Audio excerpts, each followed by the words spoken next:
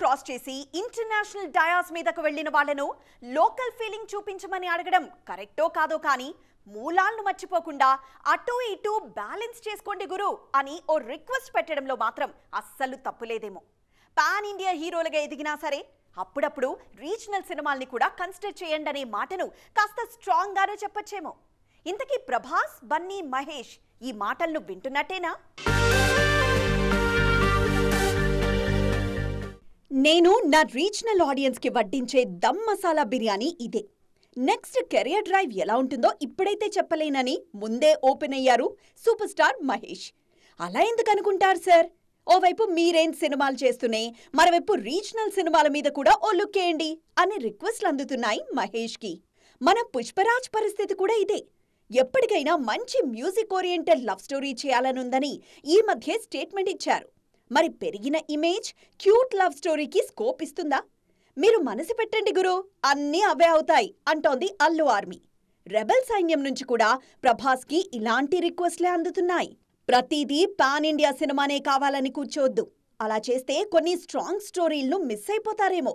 ఒకటి రెండు హ్యూజ్ సబ్జెక్టులు చేసినా మధ్య మధ్యలో మన వాళ్లకు కనెక్ట్ అయ్యే సినిమాలు చేయండి.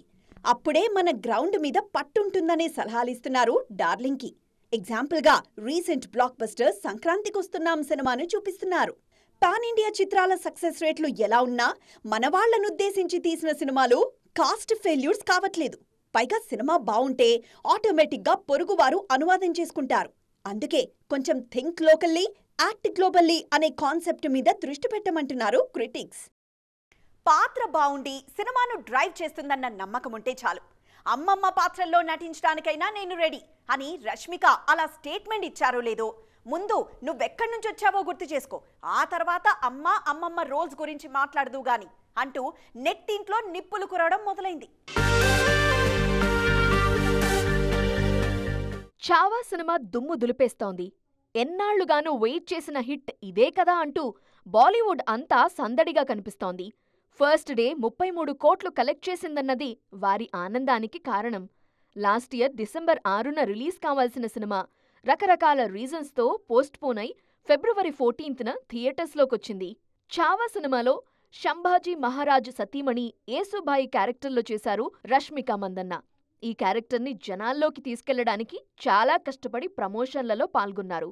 అయితే చావా ఆల్బమ్ రిలీజ్ వేడుకలో ఆమె మాట్లాడిన మాటలు ఇప్పుడు కన్నడిగుల ఆగ్రహానికి రీజన్గా నిలిచాయి. ఇంతకీ నేషనల్ క్రష్ పై సొంతగూటి జనాలు ఎందుకు గుస్సయినట్లు? అది సంగతి. నేను హైదరాబాద్ నుండి వచ్చాను అని చెప్పారు రష్మిక. విరాజపేట గుర్తుకు రాలేదా? కొడగు జిల్లానెలా మరిచిపోయావ్? నీ ప్రస్థానం కన్నడ ఇండస్ట్రీలో మొదలు కాలేదా? నువ్వు కర్ణాటక అమ్మాయివి కాదా అంటూ రకరకాలుగా విమర్శలు వెల్లువెత్తుతున్నాయి యానిమల్ గర్ల్ మీద. ఏడాదికో ఇండస్ట్రీ బ్లాక్ బస్టర్ ఇవ్వటం అంత తేలిక కాదు. ఆ మధ్య యానిమల్, లాస్ట్ ఇయర్ పుష్ప 2, ఇప్పుడు చావా, ఇన్ని బ్లాక్ బస్టర్ సినిమాల్లో నటించిన రష్మిక తన కన్న ఊరిని ఎప్పుడూ మరిచిపోలేదు. కొడగను గుర్తు చేసుకుంటూనే ఉన్నారని ఆమెకు మద్దతుగా పోస్టులు పెడుతున్నారు మరికొంతమంది. ఏదేమైనా మన శ్రీవల్లి ఫ్రమ్ హైదరాబాద్ అన్నందుకు తెలుగువారు మాత్రం ఫుల్ హ్యాపీ సండోయ్. అమ్మో భరించలేం బాబోయ్, డిజాస్టర్. పడ్డ ఒక్క షో నుంచి జనాలు పరుగులు తీస్తున్నారబ్బా. అదేం సినిమారా బాబు, చూస్తూ చూస్తూ అంతంత ఎలా ఖర్చు పెట్టించారు? సినిమా ఫ్లాప్ అయిన ప్రతిసారి ఇలాంటి కామెంట్లు కామన్గా వినిపిస్తూ ఉంటాయి. వీటి నుంచి హీరోలు తెలుసుకోవాల్సిందేంటి? అత్యంత భారీ ఎక్స్పెక్టేషన్స్ మధ్య రిలీజ్ అయింది Ram Charan game changer. RRR తర్వాత వస్తున్న సినిమా కావడంతో డబ్బును నీళ్లలా ఖర్చు పెట్టి సినిమా చేశారు మేకర్స్. కానీ ఫలితం చూశాక అందరూ ఇండియన్ 2నే గుర్తు చేసుకున్నారు. సినిమా అంటే ఓ కథ, మంచి ఫ్లో ఖచ్చితంగా ఉండాలి. అంతేగాని 100 కోట్లు పెడుతున్నామని ఏది పడితే అది తీసి ప్రేక్షకుల మీద రుద్దుదామంటే కుదరదన్న విషయం మళ్లీ మళ్లీ ప్రూవ్ అవుతూనే ఉంది. మంచి సినిమాలతో పేరు తెచ్చుకున్న హీరోలు కూడా వర్సిటాలిటీ పేరుతో ఒరిజినాలిటీని కోల్పోతే ఫెయిల్యూర్స్ తప్పవంటున్నారు క్రిటిక్స్. కాల్ షీట్లు అడ్జస్ట్ అయ్యాయనో, కాంబినేషన్ కి క్రేజ్ ఉందనో సినిమాలు చేస్తే రిజల్ట్ ఎలా ఉంటుందో ఆచార్య, మిస్టర్ బచ్చన్ లాంటి సినిమాలు చూసిన వాళ్లకు స్పెషల్ గా చెప్పనక్కర్లేదు అన్నది ఇండస్ట్రీలో వినిపిస్తున్న మాట. ఎక్కడికో ఎందుకు, జస్ట్ లేడీ గెటప్ అనే కాన్సెప్ట్ ను నమ్ముకొని విశ్వక్సేన్ చేసిన లైలాకు నెగటివ్ కామెంట్లు కోకొల్లలు. కథలో పసలేకుండా బడ్జెట్ ని, చిన్న గెటప్ ని నమ్ముకొని సినిమాలు చేస్తే చూసి ఆదరించే రోజులు పోయాయని గట్టిగానే చెప్పారు ఆడియన్స్. ఇప్పటికైనా హీరోలు మేల్కోవాలి. సినిమా మేకింగ్లో మిగిలిన వాటి మీద పెడుతున్న శ్రద్ధలో 1% అయినా స్టోరీ మీద పెట్టాల్సిందే అంటున్నారు నెటిజన్లు. నెక్స్ట్ ఏంటి? ఎంత చిరాకు పెట్టినా జవాబు చెప్పక తప్పని ప్రశ్న ఇది. అందరిలాగే ఇప్పుడు సుకుమార్ ముందుకు కూడా వచ్చింది ఈ క్వశ్చన్. దీనికి మన లెక్కల మాస్టర్ ఏం ఆన్సర్ ఇవ్వబోతున్నారు? చెర్రీ పేరు చెప్తారా లేకుంటే శిష్యుల వైపు చూపిస్తారా? Let's watch. I think the only way we can show love to our director is by giving him a standing ovation. Ladies and gentlemen, behind Pushpa's credit, behind the success of Pushpa, there is only one man, whoever you think it is. Please don't fall into that trap. It's all the success of only one man, and it's none other than my director Sukumar Garu. It is purely his success. It's purely his craft. చూసారుగా, సుకుమార్కి Allu Arjun standing ovation. Pushpa 2 success credit మొత్తం కెప్టెన్కి ఇచ్చేశారు బండి. Indian cinema ఇండస్ట్రీలో biggest బ్లాక్ బస్టర్గా place కొట్టేసిన పుష్ప 2 తర్వాత సుకుమాస్టర్ ఏం చేయబోతున్నారు? ఆయన సెట్లో నెక్స్ట్ కిసిక్ కనిపించే స్టార్ ఎవరు? సుకుమార్ నెక్స్ట్ సినిమా రామ్ చరణ్తోనే ఉంది. కానీ చెర్రీ ఇప్పుడు బుచ్చిబాబు ప్రాజెక్టులో బిజీ. హైదరాబాద్లో షూటింగ్ జరుపుకుంటోంది RC-16. ఈ సినిమా ఆయన చేసేలోపు సుకుమార్ స్క్రిప్ట్ వర్క్ పూర్తి చేయాలి. రంగస్థలాన్ని మించిన సబ్జెక్ట్ ఆన్ ది వే అంటూ ఇప్పటికే కొన్ని స్టేజ్ల మీద తెగ ఊరించేశారు రాజమౌళి. ఓవైపు చెర్రీ సినిమా చేస్తూనే మరోవైపు తన శిష్యుల సినిమా మీద ఫోకస్ పెంచాలనుకుంటున్నారట సుకుమార్. దిల్ రాజు కోసం ఆశీస్ సినిమా మీద దృష్టి పెడుతున్నారట.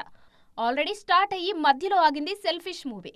ఇప్పుడు ఈ సినిమా మేకింగ్ స్టైల్ని, స్క్రిప్ట్ని పాలిష్ చేసే పనిలో ఉన్నారట సుకుమార్. పనిలో పనిగా తన దగ్గర పనిచేసిన 2-3 అసిస్టెంట్ల కథలను కూడా గాడిలో పెట్టేయాలనుకుంటున్నారట సుకు. వీటన్నిటితో పాటు RC-16 కోసం బుచ్చిబాబుకు కూడా తన వంతు సాయం చేయడానికి ఫిక్స్ అయ్యారట. సో ఓవైపు చెర్రీ మీద కాన్సన్ట్రేట్ చేస్తూనే మరోవైపు తన కాంపౌండ్లో ఉన్న టాలెంట్ మీద ఫ్లడ్ లైట్స్ వేసే పనిలో ఉన్నారు ఈ కెప్టెన్. సినిమాల్లో బీభత్సంగా లాభాలు వచ్చినప్పుడు ప్రొడ్యూసర్లు హీరోలను, డైరెక్టర్లను పిలిచి బంగారు చైనో, కార్ కీసో ఇస్తూ ఉంటారు. కానీ తన సినిమాలకు back to back block buster music ఇచ్చారని తమన్కు బాలయ్య ఇచ్చిన గిఫ్ట్ ఇప్పుడు టాక్ ఆఫ్ ది ఇండస్ట్రీ అయింది. అఖండ 2 పనులు వేగంగా జరుగుతున్నాయి. యాజ్ ఇట్ ఈస్ గా అఖండలో కనిపించిన గెటప్ నే కంటిన్యూ చేస్తున్నారు నందమూరి బాలకృష్ణ. గెటప్ కంటిన్యూ అయినప్పుడు స్పీకర్లు బద్దలైన ఆ సౌండ్ కూడా రిపీట్ కావాలిగా. థియేటర్లలో అఖండ తాండవం చూసి తీరుతారు. నాది గ్యారంటీ అంటున్నారు NBK తమన్. ఆ మధ్య నందమూరి తమన్ అని తమన్కి సరికొత్తగా ఇంటి పేరు పెట్టిన బాలయ్య ఆ తర్వాత NBK తమన్ అంటూ మ్యూజిక్ సెన్సేషన్ ని మరింత ఓన్ చేసుకున్నారు. డిక్టేటర్ మూవీతో స్టార్ట్ అయింది బాలయ్య తమన్ జర్నీ. ఆ తర్వాత అఖండ నుంచి ఇప్పటిదాకా వెనక్కి తిరిగి చూసుకోవాల్సిన పని లేకుండా పోయింది. Veera Simha Reddy, Bhagavanth Kesari songs, background score గురించి ఇప్పటికీ స్పెషల్గా మెన్షన్ చేస్తారు బాలయ్య. అందుకే మనసుకి నచ్చిన తమన్కి పోర్షే కార్ను గిఫ్ట్గా ఇచ్చారు ఈ హీరో. తమన్ తనకు తమ్ముడు లాంటి వారని స్టేట్మెంట్ ఇచ్చేశారు God of masses mister Nandamuri Balakrishna. 3 మేనమామలతో నటించారన్న అరుదైన క్రెడిట్ కొట్టేస్తున్నారు Sai Dharam Tej. Already career beginning లోనే నాగబాబుతో నటించిన ఈయన ఆ మధ్య బ్రో మూవీలో పవర్ స్టార్ తో యాక్ట్ చేశారు. ఇప్పుడు లేటెస్ట్ గా మెగాస్టార్ సెట్ లో జాయిన్ అయ్యారు సాయి ధరమ్ తేజ్. 3 మామలతో స్క్రీన్ షేర్ చేసుకున్న క్రెడిట్ ఇప్పుడు ఆయన సొంతం. ఏమాత్రం అవకాశం దొరికినా మెగాస్టార్ సాంగ్స్ రీమిక్స్ చేసి మెగా అభిమానుల అభిమానాన్ని కొల్లగొడుతుంటారు సాయి ధరమ్ తేజ్. ఎన్నికలకు ముందు పవర్ స్టార్ నటించిన బ్రో మూవీలో కీ రోల్ చేశారు సాయి ధరమ్ తేజ్. ఆ సినిమాను తన కెరీర్లో మర్చిపోలేనని ఎప్పుడూ అంటారు తేజ్. ఇప్పుడు లేటెస్ట్ గా సాయి ధరమ్ తేజ్ విశ్వంభర సెట్స్ లో జాయిన్ అయ్యారు. మెగాస్టార్ తో పాటు మేనల్లుడు కూడా సాంగ్ కి స్టెప్లేస్తున్నారు. మూవీలో ఓ కీలక సన్నివేశంలో ఈ సాంగ్ వస్తుందట. మెగాస్టార్ తో మేనల్లుడి కాంబినేషన్ గురించి వినగానే ఫ్యాన్స్ అందం హిందోలం తరహా రీమిక్స్ సాంగ్స్ ని గుర్తు చేసుకుంటున్నారు. విశ్వంభర VFX పనులు కూడా శరవేగంగా జరుగుతున్నాయి. సంక్రాంతిని మిస్ చేసుకున్న ఈ మూవీని దసరాకు తీసుకువస్తారనే ప్రచారము జరుగుతుంది. అయితే రిలీజ్ గురించి యూనిట్ నుంచి ఎలాంటి ఇన్ఫో లేదు. ఎట్టి పరిస్థితులలో సమ్మర్ ఎండింగ్ నుంచి అనిల్ రావిపూడి సెట్స్ లో జాయిన్ అవుతారు చిరు. ఇది ఇవాల్టి ఈటీ ఎక్స్క్లూజివ్. మరిన్ని ఇంట్రెస్టింగ్ అండ్ ట్రెండింగ్ అప్డేట్స్ తో మళ్ళీ కలుద్దాం. అప్పటి వరకు చూస్తూనే ఉండండి TV9.